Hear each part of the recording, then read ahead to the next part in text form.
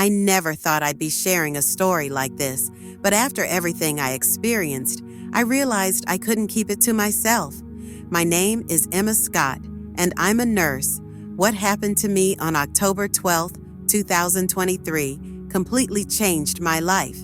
It was a regular shift at St. Mary's Hospital, just like any other. I was exhausted, tired from the long hours, and eager to get home to my husband and our 2 kids. The weather was terrible, the roads were slick, and the rain pelted my windshield, making everything harder to see. I was just a few minutes from home when it happened.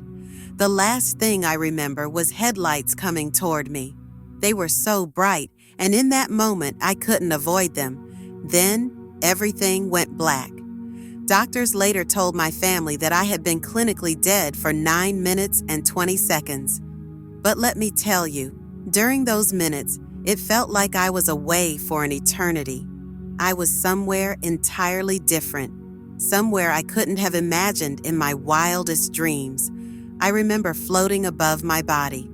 I could see everything below me, but I wasn't scared. There was no pain, no fear, only peace. The paramedics were all around, desperately trying to revive me. I saw them working as if their lives depended on it.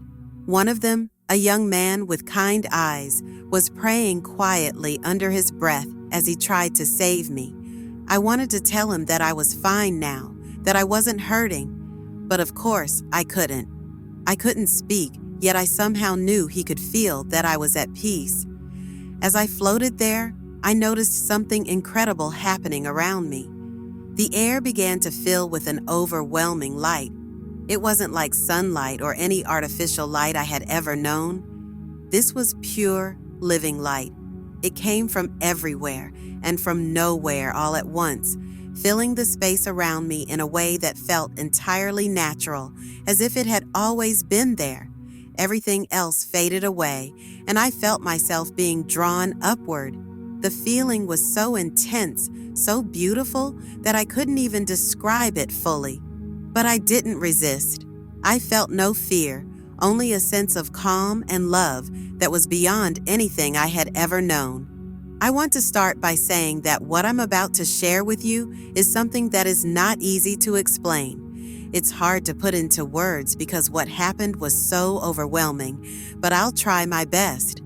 The moment I met Jesus, everything changed. The light that surrounded me was unlike anything I had ever seen or felt. It wasn't just light, it was life, it was love, and it was something far beyond anything my human mind could ever comprehend. I remember it so clearly. As I was being pulled upward into this glorious light, I could feel His presence before I even saw Him. His love, His compassion, His peace, they all flooded me instantly. And when I finally saw Him, I knew it was Him. I didn't have to question it. He stood there, not with anger or judgment, but with the most incredible sense of understanding. His face was radiant with a light that didn't come from anywhere around Him. It was coming from Him. His eyes, I'll never forget those eyes. They held such deep compassion, but also an intensity that made me feel like nothing could escape His gaze. "Emma," He said, calling my name gently, "I've brought you here for a reason. You've been chosen to see and to hear something that must be shared with my people." I was overwhelmed by His words, and honestly, I felt unworthy. Why me? But there was no doubt in my heart that this was something I needed to understand. He continued speaking to me, and the message was clear. There's a great deception coming. It's not just a big, obvious lie. It's going to be something subtle, something that even the most faithful believers will struggle to recognize. I could feel the gravity of His words, and they weighed on me deeply. This deception, He explained, would slowly creep into the hearts of many. It wouldn't look like the world's obvious evils. It wouldn't appear with horns and fire. It would come disguised in ways that many wouldn't even see. The people who are deceived will be those who are closest to the truth, but don't see the small changes happening right before their eyes. He paused for a moment, letting his words sink in. Many will be misled, he said, because they won't recognize how it begins. It will start with little compromises, things that seem innocent at first, but these compromises over time will lead to a much darker place. My people need to be alert. They need to be grounded in what I've taught them. If they are not, they will fall into the trap that has been set. His voice was full of sorrow as he spoke, but there was also a quiet strength. He wasn't just warning me, he was urging me to share what I had learned. Emma, tell them, he said with a calm but firm tone. They must stay vigilant. The enemy doesn't come in with a loud crash, he whispers. And if my people are not prepared, they will be caught off guard. I felt the weight of his words deep within me. I didn't understand all the details at the time, but I knew one thing for sure. I had to tell others. It wasn't just a warning, it was a call to action. Jesus had shown me something I couldn't ignore, and now I had to share it with all who would listen. As I stood there in his presence, I realized that the love and urgency in his voice were not just for me, they were for all of us. Jesus didn't want anyone to be deceived. He wanted us to stand firm in our faith, to be aware, and to hold on to the truth no matter how subtle or convincing the lies might become. And I knew that this message, this revelation, was something I had to carry with me from that moment on. I was shown something that left me in awe, but also filled me with a deep sense of caution. In this vision, I saw a near future, one that was both fascinating and troubling at the same time. People everywhere were using advanced technology, but it wasn't just any technology, it was a part of them. I saw devices being implanted into their bodies, seamlessly blending with their everyday lives. At first, it seemed harmless. These devices were small, discreet, and used for simple tasks. They made life easier in ways that seemed almost magical. People could communicate with each other without speaking, control their homes with just a thought, and access vast amounts of information with a simple touch of a button. It was impressive, honestly. It looked like the perfect solution to so many problems. But then I started to see the subtle shift. What began as a helpful tool slowly began to take over. These devices, which were once optional, soon became essential to everyday life. People couldn't do anything without them. Their identities were tied to these devices, and the more they relied on them, the more control they surrendered. It wasn't just a tool anymore, it became a lifeline. And the scariest part was that most didn't even notice the change happening until it was too late. I saw how these devices affected people's relationships, their minds, and even their faith. The technology, at first, appeared to enhance their lives, but over time, it led them down a path of dependence. And in that dependence, they were losing something precious: their autonomy, their connection with each other, and even their connection with God. The more I saw, the more I realized how dangerous this path could be. It seemed so innocent at first, but the consequences were far-reaching. As I stood there, gazing at this unfolding scene, I heard Jesus speak again. His voice was filled with a deep sorrow, yet also a sense of urgency. He explained something that shook me to my core. The technology you see now, it's not inherently evil. It starts as something people think they can control.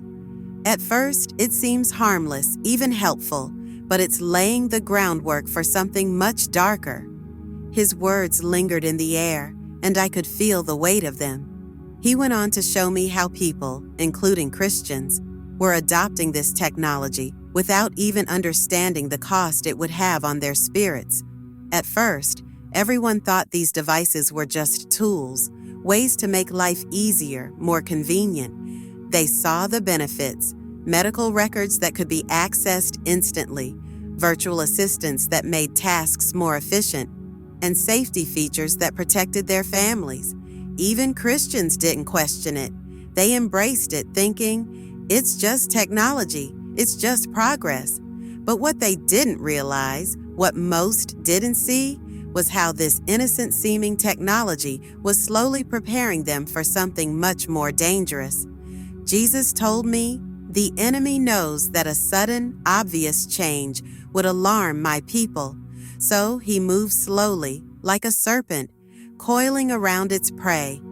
He doesn't strike all at once. He makes it seem like progress, like something good, and before they know it, my people are trapped in a lie. I began to understand the gravity of what Jesus was saying. This technology, while appearing harmless, was a deception, a slow manipulation. It started with small things, people using chips for things like medical identification or paying for groceries. These were simple tasks, and most people didn't think twice about them. But as the technology grew, so did its influence. What started as a tool for convenience gradually became a dependency. People couldn't live without it. They didn't even question it anymore.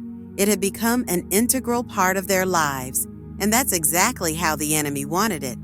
The technology was advertised as a solution to problems. It promised to make life better, healthier, safer, and because of that promise, people trusted it. But Jesus showed me how this trust was slowly eroding something deeper. The more people relied on these devices, the less they relied on God. Their faith began to weaken, and their discernment became clouded. It wasn't just about convenience anymore. These devices were being used to control how people thought, what they did, and even how they felt. They could track emotions, moods, and behaviors. They made life easier in ways that felt natural, but they were also subtly removing people's ability to make free choices. It was as if people were no longer fully in control of themselves. They didn't see it because the technology was so seamlessly integrated into their lives. They had become dependent on it, and with that dependency came a loss of spiritual sensitivity. Jesus explained that this technology would eventually be used to introduce the mark of the beast. He showed me how, as society became more dependent on these devices, they would be sold as the next step in human evolution. People would be told that to continue functioning in the New World Order, they would have to upgrade their implants to something more secure, something that would be required to buy, sell, and interact with society. They would be told it was just another version of what they already had, a necessary step to ensure safety and stability in a world that was becoming increasingly chaotic. But the truth, as Jesus revealed to me, was that this upgrade would be the mark of the beast, disguised as something harmless, even beneficial. People wouldn't realize what they were accepting. They would be deceived by the promise of progress, of convenience, of safety. And as they accepted this upgrade, they would unknowingly be sealing their spiritual fate. I saw how the mark wouldn't come with force or violence at first. It would come as an invitation, a solution to all the problems that had been building up. People would eagerly accept it, not understanding that they were trading their souls for a temporary sense of security. The deception would be so convincing, so wrapped in the language of progress and care for the future, that many would not recognize the spiritual cost. As Jesus finished speaking, I was left in awe of the magnitude of what was happening. This wasn't just about technology, it was about a spiritual battle for the hearts and minds of humanity. The technology, while not evil in itself, was being used as a tool to lead people away from God. It was part of a bigger plan, a plan to deceive, to manipulate, and to control. And the most heartbreaking part of all was that many wouldn't even realize what was happening until it was too late. As I continued to listen to Jesus, I felt my heart heavy with sorrow and disbelief. He spoke about the spiritual consequences of accepting the mark of the beast, things I never could have fully understood until now. What I saw next in the vision was something so profound that it left me shaken to my core. Emma, Jesus said softly. The most dangerous thing about this mark is that it will not be forced upon anyone. It will be given as a choice that people will willingly make, believing it's necessary for their well-being, their survival, or their success. But in reality, the moment they accept it, they are giving up their spiritual connection to God. I felt a chill run through me as I processed his words. The more Jesus spoke, the more I began to understand how dangerous this seemingly harmless decision could be.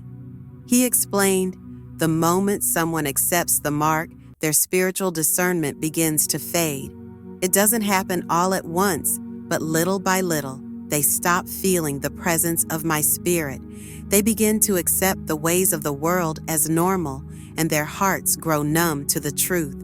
I watched, as though in slow motion, the people who had accepted this technology, their faces blank, their eyes empty. They moved through their lives, going to work, interacting with family, attending church, yet there was something missing. It was as if their souls were no longer fully alive. They still went through the motions of religious practices, but their hearts weren't in it anymore. They no longer felt that deep, abiding connection with God. The mark, which they had accepted so willingly, had slowly severed their connection to the Holy Spirit, and they didn't even know it. Jesus spoke again, his voice both gentle and filled with sorrow. People will still pray. They will still sing worship songs. They will still gather in churches, but their hearts will no longer burn for me. They will be spiritually numb, unable to discern truth from lies. The world will convince them that they are still in my will, but their hearts will be far from me. I could see it clearly now. The people who had accepted the mark went about their lives, smiling, talking, and appearing to be just like before. But they weren't the same. It was as if a veil had been placed over their hearts, dulling their perception of God's love and the reality of His Word. Even in the midst of worship, they no longer felt the stirrings of the Spirit. The fire that once burned bright in their souls had been snuffed out, replaced with a numb, lifeless routine. I saw how some of them, with every passing day, became more indifferent. They no longer questioned the system that had ensnared them. They stopped seeking God's guidance, content to follow the flow of society, to do what everyone else was doing.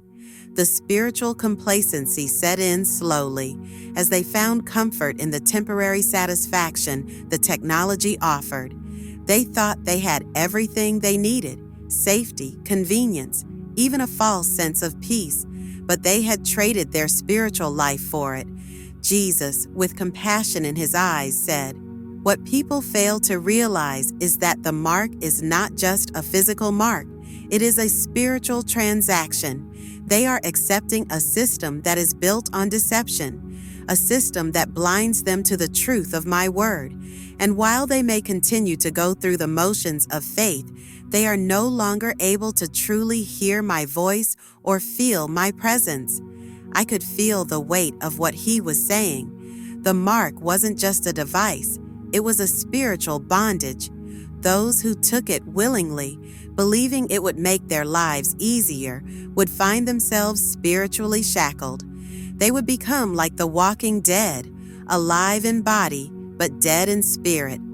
"This is why I warn you, Emma," Jesus continued, "because it's not enough to just follow the outward actions. The heart must remain connected to me. If the heart becomes numb, if the spirit becomes cold, all the religious practices in the world won't save you." As his words sank in, I understood the severity of the warning. People would not just fall away from God in dramatic, obvious ways. No, it would be a slow, almost imperceptible decline. They would still attend church, still pray, still look like believers on the outside, but inwardly, they would have drifted so far from the truth that they wouldn't even realize they had lost their way. The more I thought about it, the more I realized how crucial it is to remain vigilant, to stay spiritually alert, to not allow the world to lull us into complacency. The enemy's plan isn't to take us all at once, but to wear us down slowly, so we no longer recognize when we've wandered far from the truth. Jesus ended with these words, "My people must wake up and see the danger before it's too late. The mark of the beast is not just a physical mark, it is a spiritual turning point, and once it is accepted, it will be almost impossible to turn back." As I stood there, listening to Jesus, I could sense his love and compassion filling the space around me. His words were powerful, yet tender, like a father guiding his children through a storm. What he said next gave me both a sense of peace and strength that I had never known before.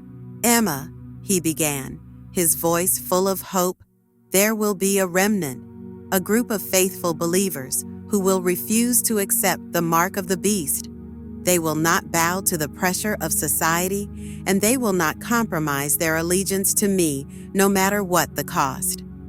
As he spoke, I saw these faithful people in my vision. They were standing firm in the face of incredible trials. The world around them was growing darker, and it seemed as though everyone else was embracing the new system. But this group, small as they were, refused to be swayed. They held on to their faith in God with an unshakable resolve, even though the consequences for their choice were severe. I saw them facing intense persecution, losing their jobs, being ostracized by their families, and even facing imprisonment. But through it all, they stood firm, not because they were strong on their own, but because their strength came from God. Jesus continued, "They will face hardship. They will endure suffering. But I want you to know, Emma, that I will never leave them. I will provide for them in ways that will astonish them. I will protect them, even in the most dire circumstances. Their faithfulness will be their strength, and my provision will be their sustenance." As Jesus spoke, I saw how these believers, though they had very little in the way of material possessions, were never lacking. Even though they couldn't buy food or supplies from the new system, God miraculously provided for them. I saw food appearing where there was none, water flowing when it seemed impossible, and protection from harm when the world turned against them. It wasn't always in the ways they expected, but God was faithful. Every time they needed something, He provided, sometimes in the most miraculous and unexpected ways. "Don't think that I will abandon them," Jesus said, his eyes full of tenderness. "Just as I fed my people in the wilderness, just as I protected my followers throughout history, so will I protect and provide for those who stay faithful in these dark times. They will know my presence in ways that others cannot understand. Their faith will be their shield, and I will be their provider." I saw how these faithful believers had a peace that transcended their circumstances. Though they were living in times of great trial, they were not afraid.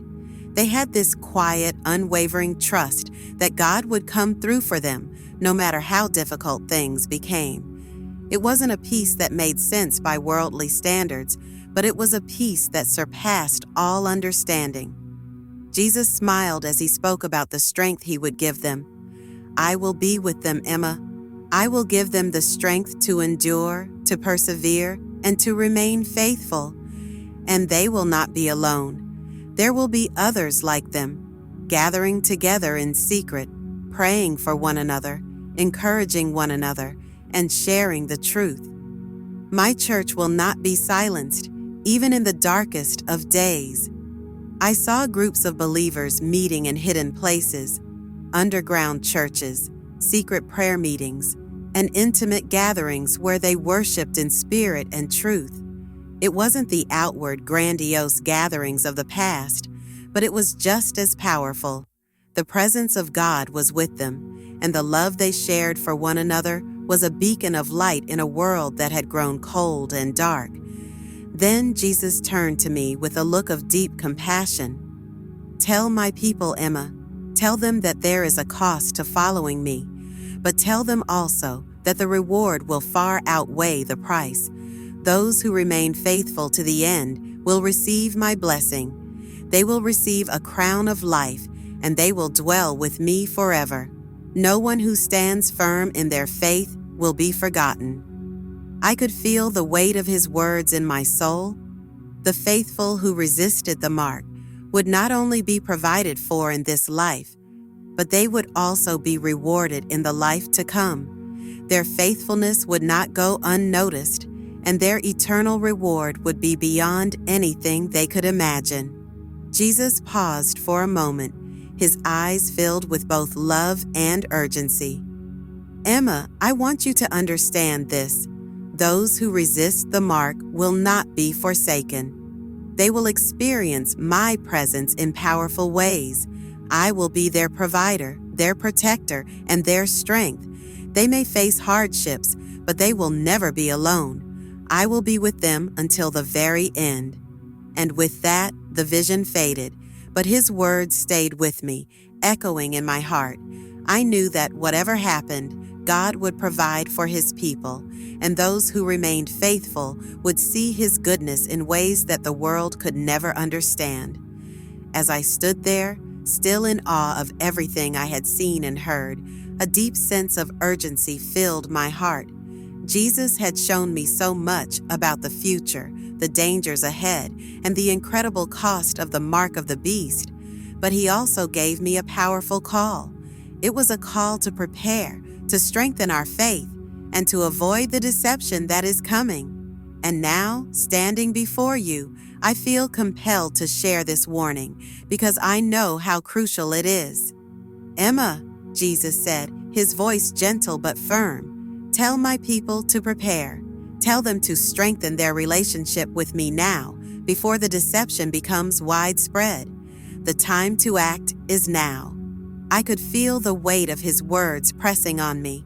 This wasn't just a suggestion. It was an urgent call to action. The world is changing, and many will be led astray by the allure of new technology, the convenience, and the promises of a better life. But those who are not grounded in their relationship with God will be vulnerable to the lies.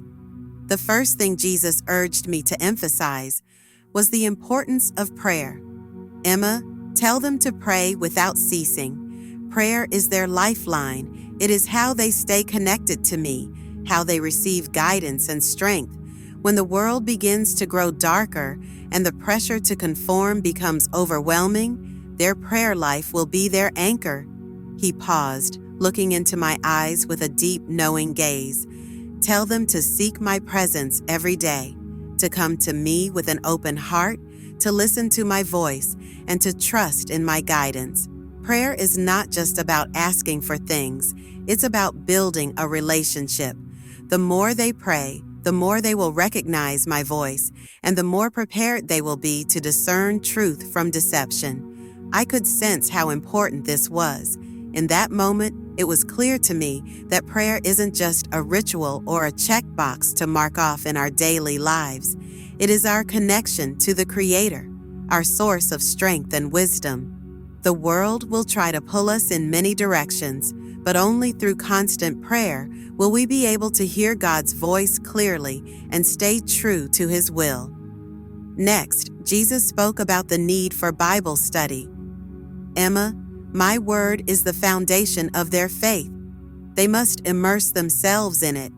The deception will be subtle, and many will try to twist the truth to lead people astray. But if they know my word, they will be able to recognize the lies. My word is a lamp to their feet and a light to their path. I saw in my vision how important it is to be grounded in the truth of the Bible. There will be many voices calling for attention, many philosophies and ideologies vying for our trust. But only God's word has the power to protect us from the deception that will arise. It's not enough to know a few verses or to have heard a sermon here and there. We need to know the Bible deeply and intimately. Jesus' voice became even more earnest.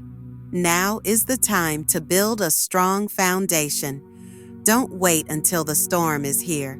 Don't wait until the pressure is overwhelming. Prepare now while the window of opportunity is still open. The more they know my word, the better equipped they will be to stand firm in the days ahead. I couldn't help but think of the times when I had neglected my Bible study, thinking I could get by with just a surface understanding. But now, more than ever, I saw how crucial it is to go deeper, to read, to study, and to meditate on God's Word so that it becomes a part of who we are. Only then will we be able to withstand the deception that's coming. And then Jesus spoke about the importance of community. Tell them to build strong connections with other believers. No one is meant to walk this journey alone. In the days ahead, they will need each other. They will need to encourage one another, pray for one another, and help each other stand firm. The enemy will try to isolate them, to make them feel like they are the only ones who resist. But I am raising up a faithful remnant. They will not be alone. In that moment, I saw how powerful the community of believers can be. When we come together in unity, we are stronger. The body of Christ is meant to support one another, to bear each other's burdens, and to keep each other accountable. The road ahead will be tough, but if we are united in faith, we will be able to stand firm together.